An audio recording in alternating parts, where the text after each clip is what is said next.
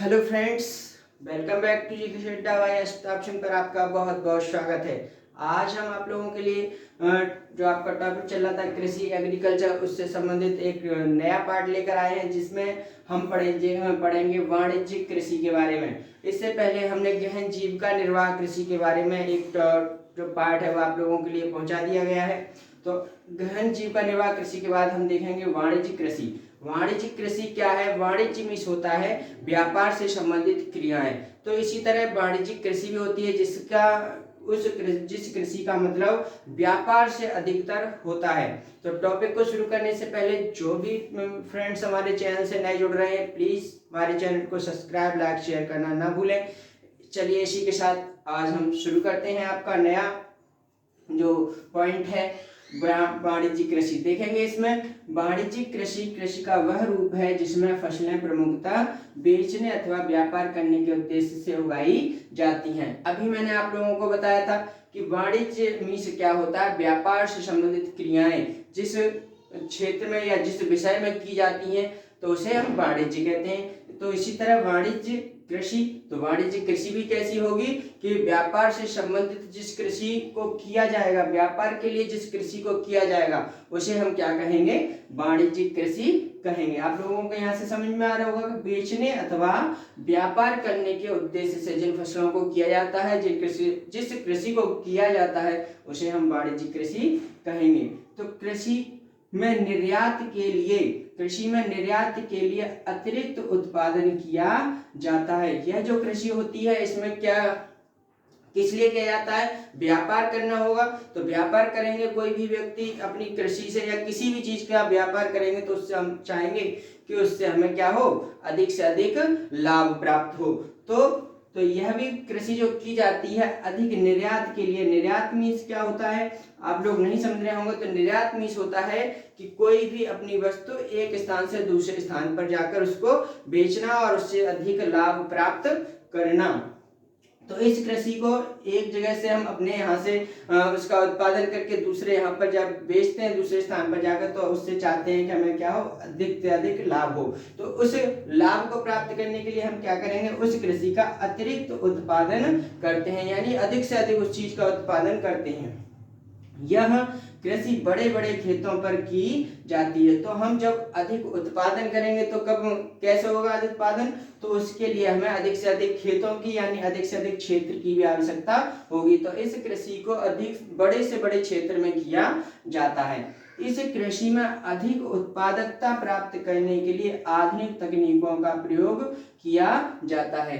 तो इसमें इस कृषि को अधिक से अधिक उत्पादन करेंगे तो कृषि में अधिक से अधिक उत्पादन करने के लिए क्या किया जाता है? आधुनिक तकनीकों का उपयोग किया जाता है। आधुनिक तकनीक है जैसे अभी वर्तमान में जो तकनीकें उपयोग की जा रही हैं कृषि को अधिक से अधिक बढ़ाने के लिए, जैसे अधिक पैदावार देने वाले बीज यानी उन्नत बीज जिससे अधिक से अधिक पैदावार की जा सके किसी फसल की। रासायनिक उर्वरकों का प्रयोग अधिक से अधिक किया जा रहा है। कीटनाशकों का प्रयोग किया जा रहा है। तो ये सभी क्या है? हमारी आधुनिक तकनीकें हैं जिससे हम अधिक से अधिक कृषि या अपनी फसल जो है उसका अधिक से अधिक उत्पादन प्राप्त कर सकते हैं। इस कृषि में अत्यधिक पूंजी के साथ साथ श्रमिकों का भी प्रयोग किया जाता है। तो यहाँ से कि जब हम कोई भी कृषि या कोई भी कार्य अधिक बड़े क्षेत्र में करेंगे तो हमें उसके लिए अधिक से अधिक पूंजी भी चाहिए। तो इसलिए वाणिज्यिक कृषि अधिक क्षेत्र में की जाती है तो उसके लिए हमें अत्यधिक पूंजी की आवश्यकता होती है और इसी के साथ साथ अत्यधिक श्रमिकों की आवश्यकता होगी। जब हम कोई भी काम बड़ा करेंगे तो श्रमिक भी हमें अधिक चाहिए, यानी काम करने लोग भी अधिक, काम करने वाले जो लोग हैं वह भी क्या चाहिए? अधिक चाहिए। तो इस कृषि के अंतर्गत मुख्यतः नकदी फसलों को उगाया जाता है। तो इस फसल में जो भी फसलें उगाई जाती हैं वह अधिकतर किसके लिए होती हैं? अधिक से अधिक लाभ प्राप्त करने के लिए। तो और इन जो वाणिज्यिक कृषि है इस कृषि को नकदी फसल भी कहा जाता है, नकदी कृषि भी कहा जाता है। यानी नकदी फसलें कौन सी होती हैं? जिसको बाजार में बेचकर उनसे अच्छी से अच्छी कीमत प्राप्त कर सके उन्हें हम क्या कहते हैं? नकदी फसलें कहते हैं। तो नकदी फसलें आप लोग हमारे वीडियो में हमारे चैनल को सर्च कर आप देख सकते हैं कि इसमें नकदी फसलें कौन सी होती हैं, उसके बारे में एक वीडियो पड़ा हुआ है। नकदी फसलों को हम बता दें आप लोगों को, वह फसलें जिनको बाजार में अधिक से अधिक बेचकर हम उनसे लाभ प्राप्त करना चाहते हैं या अधिक से अधिक फायदा उठाना चाहते हैं, तो उसे हम क्या कहेंगे, नकदी फसलें कहेंगे। जैसे चाय है, आपकी चाय हुआ, गन्ना हुआ, ये सभी क्या है, आपकी नकदी फसलें हैं। यहाँ पर देखेंगे हम पंजाब, हरियाणा और पूर्वी उत्तर प्रदेश में गेहूं और जो धान की फसल है, यहाँ पर पूछा जा सकता है किन किन राज्यों में वाणिज्यिक कृषि की जाती है, तो और कौन सी कृषि वाणिज्यिक कृषि में आती है। तो जैसे गेहूं है, धान है आपका, तो आपका पंजाब, हरियाणा और पूर्वी उत्तर प्रदेश में ये जो खेती की जाती है गेहूं और धान की, वह किस रूप में की जाती है, तो वाणिज्यिक कृषि के रूप में क्वेश्चन की जाती है। आप लोगों को यहाँ से क्वेश्चन पूछा जा सकता है। आगे देखेंगे हम गहन जीविका कृषि। गहन जीविका कृषि क्या होती है, इसके बारे में जानेंगे। इस प्रकार की कृषि उन क्षेत्रों में अधिक की जाती है जहां कृषि हेतु भूमि सीमित होती है। यहाँ से समझ में आ रहा होगा, गहन यानी कि एक छोटे से स्थान पर अधिक से अधिक जो कृषि यानी खेती की जाती है, उसको हम क्या कहते हैं, गहन जीविका कृषि कहते हैं। इसमें यहाँ से भी समझ सकते हैं उन क्षेत्रों में अधिक की जाती है जहाँ पर कृषि की जो भूमि होती है वह कैसी होती है, सीमित होती है। यानी सीमित भूमि में जो खेती की जाती है, जो कृषि की जाती है, उसे हम क्या कहेंगे, गहन जीविका कृषि कहेंगे। आगे देखेंगे हम जनसंख्या घनत्व अधिक होता है और कहाँ पर की जाती है। दूसरा पॉइंट दिया गया है कि यहाँ से पूछ सकते हैं इस तरह से कि कहाँ पर गहन जीविका कृषि की जाती है, तो ऐसे स्थान पर की जाती है जहाँ पर जनसंख्या का घनत्व क्या होता है, अधिक होता है। घनत्व क्या होता है, प्रति किलोमीटर में, घनत्व से समझेंगे हम प्रति किलोमीटर में निवास करने वाली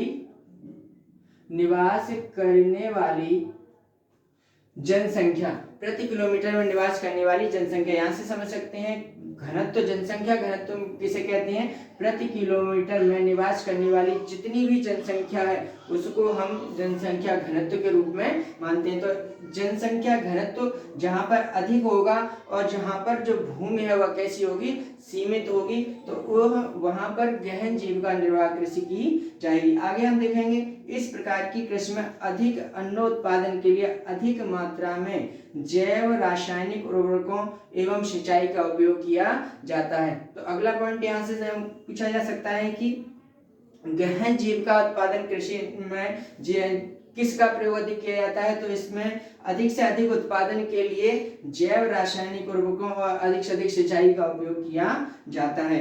इस कृषि में प्रति हेक्टेयर उत्पादन अधिक होता है और यहाँ पर अधिक प्रति हेक्टेयर में उत्पादन बढ़ाने के लिए रासायनिक उर्वरकों का प्रयोग किया जाता है। यानी प्रति हेक्टेयर में अधिक पैदावार करने के लिए रासायनिक उर्वरकों और सिंचाइयों का अधिक उपयोग किया जाता है। भू स्वामित्व में विरासत के अधिकार के कारण स्रोतों का आकार जो है लगातार कैसा होता जाता है, छोटा होता जाता है। भू स्वामित्व में विरासत का मीन्स है एक पीढ़ी से दूसरी पीढ़ी को यह जो कृषि है वह जो क्षेत्र है कृषि का सीमित होता है और वह पीढ़ी दर पीढ़ी एक दूसरे को मिलता जाता है, तो वह जो क्षेत्र है वह किस प्रकार का होता जाता है, सीमित होता जाता है, छोटा होता जाता है, जिसके कारण यह क्षेत्रों पर गहन जीविका निर्वाह कृषि की जाती है। इस कृषि में किसान वैकल्पिक रोजगार न होने के कारण सीमित भूमि से अधिक पैदावार लेने का प्रयास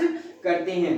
तो यहाँ पर एक तो भूस्वामित्व विरासत में होने के कारण, दूसरा कि जब कृषि ही एक वैकल्पिक स्रोत बचती है और कोई अन्य कार्य करने के लिए कोई कार्य नहीं बचता है, तो अधिक से अधिक पैदावार करने के लिए यह जो कृषि है गहन जीविका निर्वाह कृषि की जाती है। और इसीलिए इस कृषि पर क्या रहता है, कृषि भूमि पर अधिक से अधिक दबाव भी रहता है, अधिक से अधिक पैदावार करने के लिए अधिक दबाव पाया जाता है। अब यहाँ से क्वेश्चन पूछा जा सकता है कि किस राज्य में, कौन कौन से राज्य में यह कृषि की जाती है, तो यहाँ भारत के पंजाब, हरियाणा, उत्तर प्रदेश, बिहार, असम, पश्चिम बंगाल आदि जो राज्य हैं यहाँ पर यह कृषि की जाती है। आगे देखेंगे हम रोपण कृषि। आगे रोपण कृषि, रोपण कृषि क्या होता है देखेंगे। रोपण कृषि भी एक प्रकार की वाणिज्यिक कृषि है।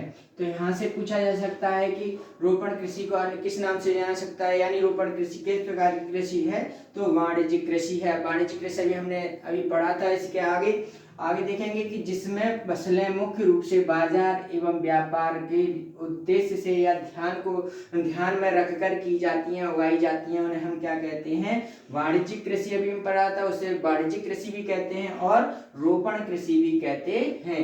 रोपण कृषि या वाणिज्यिक कृषि हम एक ही समझ सकते हैं कि ऐसी फसलें या ऐसी कृषि जिसको हम बाजार या व्यापार के उद्देश्य से करते हैं। आगे देखेंगे हम इस कृषि के अंतर्गत नकदी फसलें उगाई जाती हैं। अभी मैंने बताया था नकदी फसलें कौन सी होती जो अधिक से अधिक लाभ प्राप्त करने के लिए की जाती हैं। तो नकदी फसलें किस फसल के अंतर्गत की जा सकती हैं, यह पूछा जा सकता है। तो यह रोपण कृषि के अंतर्गत की जाती हैं। आगे इसके बारे में देखें, जिनका उत्पादन केवल बेचने के उद्देश्य से किया जाता है उन्हें हम क्या कहेंगे, नकदी फसलें या रोपण कृषि कहेंगे। जिन फसलों को सिर्फ बेचने के उद्देश्य से, किसके उद्देश्य से, यहाँ से पूछा जा सकता है कौन सी फसलें हैं जो सिर्फ बेचने के उद्देश्य से की जाती हैं, तो उन्हें हम क्या कहेंगे, रोपण कृषि या नकदी कृषि कहेंगे। इसमें कौन सी फसलें आती हैं देखेंगे हम, तो चाय है, कॉफी, रबर, गन्ना, केला आदि जो भी है क्या है, रोपण कृषि कह सकते हैं इनको हम। इस तरह से क्वेश्चन पूछा जा सकता है कि चाय कौन सी कृषि है, तो अगर वहां पर रोपण कृषि दिया है तो आप रोपण कृषि लगाएंगे। या पूछा दिया जा सकता है कि नकदी फसल कौन सी है इसमें से, तो कौन सी आप ये जो कृषियां दी गई हैं चाय, कॉफी, रबर, गन्ना, केला, यह सभी नकदी फसलें भी हैं। ठीक है। आगे हम देखेंगे सस्य प्रारूप फसलें, यानी ऋतुओं के अनुसार जो फसलें की जाती हैं उन्हें हम क्या कहते हैं, सस्य प्रारूप फसलें कहते हैं। इस प्रारूप के अंतर्गत या इन फसलों के अंतर्गत 3 प्रकार की फसलें उगाई जाती हैं। इनके अंतर्गत 3 प्रकार की फसलें उगाई जाती हैं, रबी, खरीफ और जायद की फसल। इसके बारे में आगे देखेंगे हम रबी की फसलें। सस्य फसलों के अंतर्गत हमने बताया मौसम के अनुसार, ऋतुओं के अनुसार 3 फसलें की जाती हैं। तो पहली देखेंगे रबी की फसल। रबी की फसल कहाँ से कहाँ तक की जाती है, यहाँ से क्वेश्चन पूछा जा सकता है कि इन फसलों को अक्टूबर से दिसंबर के मध्य क्या किया जाता है, बोया जाता है। यहाँ से क्वेश्चन पूछा जा सकता है किन महीनों में बोया जाता है, तो अक्टूबर से दिसंबर के मध्य बोया जाता है। इनकी कटाई जो है कब की जाती है, तो अप्रैल और जून के मध्य की जाती है। यहाँ से क्वेश्चन पूछा जा सकता है कब बोई जाती है, कब काटी जाती है। और इसमें कौन सी फसलें आती है देखेंगे, तो गेहूं, जौ, मटर, चना, सरसों, ये सभी जो फसलें हैं वह किसके अंतर्गत आती हैं, तो रबी की फसलों के अंतर्गत आती हैं। और उत्तर भारत के अंतर्गत जो है रबी की फसलें अधिकतर की जाती हैं। यहाँ से पूछा जा सकता है भारत के किस भाग में रबी की फसल अधिकतर की जाती है, तो उत्तर भारत में। ठीक है। आगे देखेंगे खरीफ की फसलें। तो खरीफ की फसलें जो है मानसून के आने पर की जाती हैं। कौन सी फसलें पूछा सकता है, मानसून के आने पर की जाती हैं, तो खरीफ की फसलें की जाती हैं। कहाँ किस महीने में की जाती हैं, तो जून और जुलाई के महीने में बोई जाती हैं। और सितंबर और अक्टूबर में क्या कर दी जाती हैं, काट ली जाती हैं। तो इसमें कौन सी फसलें आती हैं पूछा जाए, जैसे चावल है, मक्का, बाजरा, ज्वार, सोयाबीन, जूट, ये सारी जो चीजें हैं, ये फसलें हैं वो किस में आती हैं, रबी की फसलों, खरीफ की फसलों में आती हैं। और कहाँ पर की जाती हैं, असम, पश्चिम बंगाल और उड़ीसा में। तो इसमें यहाँ पर धान की 3 फसलें जो है मुख्य रूप से खरीफ की फसलों में की जाती हैं। यहाँ इन स्थानों पर औश, अमन और बोरो किसकी फसल है, तो धान की फसल है। और कहाँ पर की जाती है, असम, पश्चिम बंगाल और उड़ीसा में की जाती हैं। आई होप सभी समझ में आ रहा होगा। जायद की फसलें देखेंगे तो रबी खरीफ फसलों के मध्य ग्रीष्म ऋतु में जो फसलें की जाती हैं, यहाँ पर पूछा जाएगा कि खरीफ और रबी की फसलों के मध्य में कौन सी फसल की जाती है, तो जायद की फसल की जाती है। और कब, ग्रीष्म ऋतु में की जाती है।